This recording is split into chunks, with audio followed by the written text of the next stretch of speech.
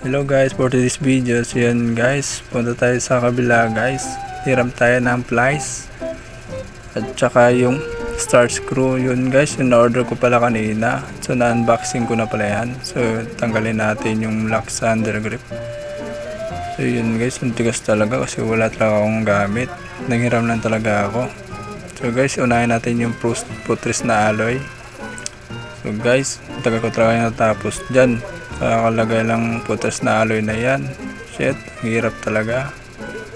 So buti na lang magaling ako. So yun guys, mekos ko na yan guys, hanggang matapos talaga yung paglagay. Yan guys, nalagay ko na yung alloy na putris guys. Yan, tapos na. So yun, yung handle grip na lang yung na-order ko kanina, yung kulay red. So yun guys, so shout out naman kayo dyan guys. So yan, yun guys, tapos na. Ang bilis talaga, hindi nyo lang alam, tagal ko talaga natapos dyan. So yun, mekos ko lang to. Yun guys, hindi ko nalagay yan kasi hindi ko talaga matanggal to. So guys, dito lang, bye bye.